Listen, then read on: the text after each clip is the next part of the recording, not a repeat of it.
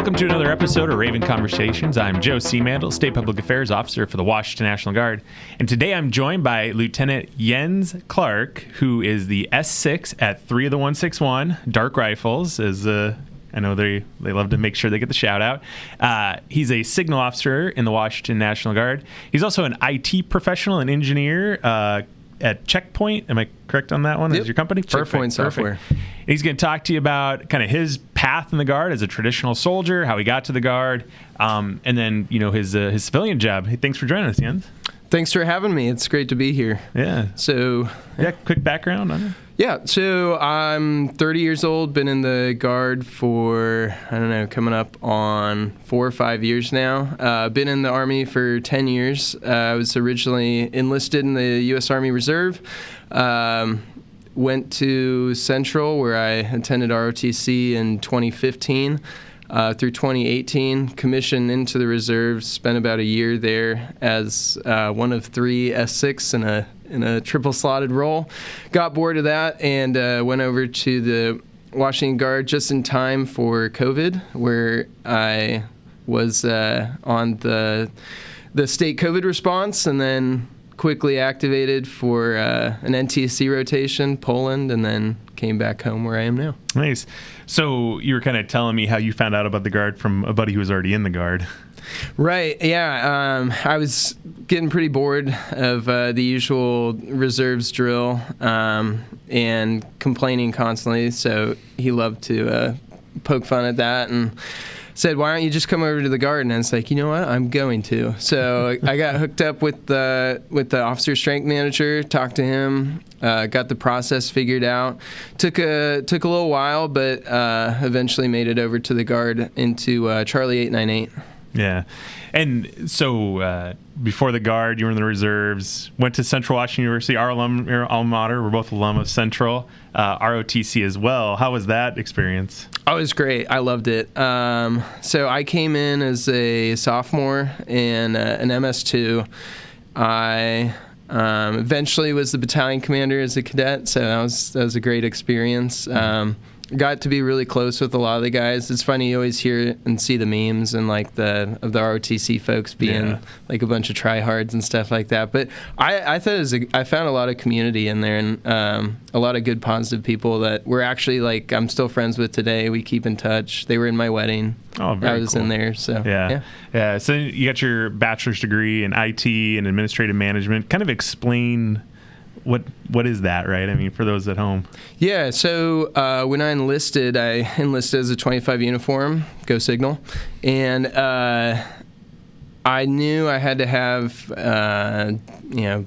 career skills that translated to an outside job, just being a part-timer like I am, and I started to enjoy the IT side of the house, and I had a general associate's degree, but I knew I wanted to stay IT, and the Central Washington ITAM program, IT Administrative Management, was a really good way into that. And I focus on cybersecurity since that's kind of where a lot of my interests lie, and specialized there, stayed for a little while as a kind of a help desk guy, but then moved on to the role that I'm at now. Yeah. So, and you've been with your company now for 4 years. How have you kind of found that relationship between the Guard and working full time? How's that kind of work for you?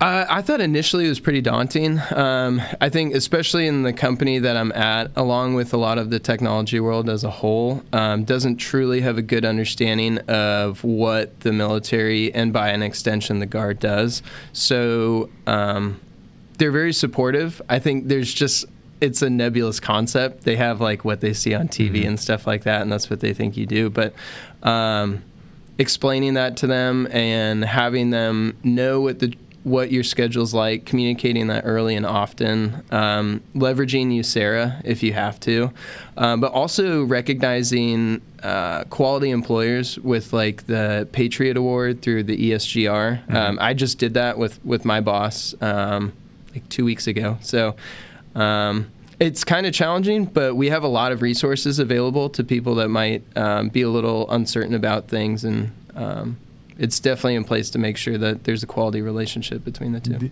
Yeah, and you mentioned ESGR. I think it's a fantastic program.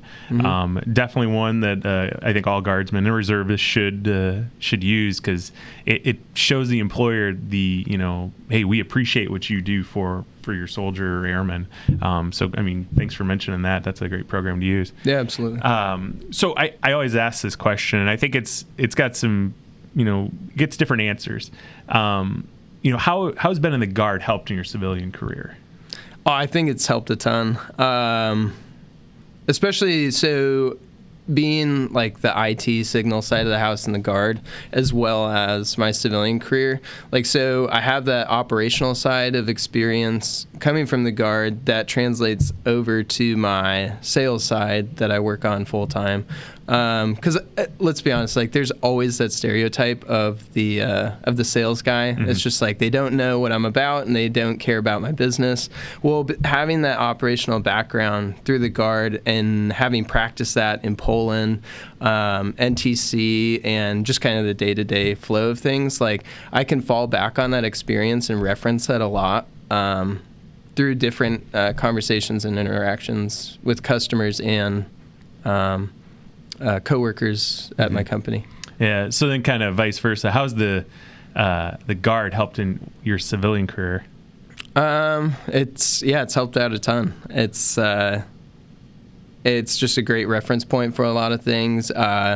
Also, finding different veterans out there. You have something to instantly connect with, and not only that, but also there's a lot of DoD guys out in the tech sphere of things. So it's easy to talk to them. You find common ground immediately.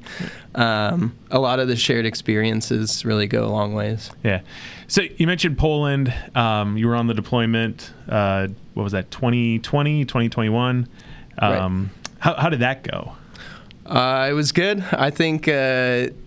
I'd never had any sort of experience like that before. So there's expectations and then there's reality, and there's often a pretty wide gap in between that. And it was true for me. But getting over there, being able to work with a lot of our allied counterparts, especially on the nerd side of the house, I'm interested in what the technology is that we have versus what they have, especially Soviet bloc country, old school radios that are just absolute garbage, and trying to make that stuff work with ours, and watching the modernization process and at the tactical level and trying to build those proficiencies was super cool.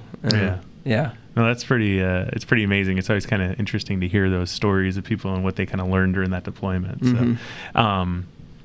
So, let's say there's a young signal, guy out there, or somebody interested in signal or IT. How do they start that process of becoming first a 25 uniform or a signal officer in the military?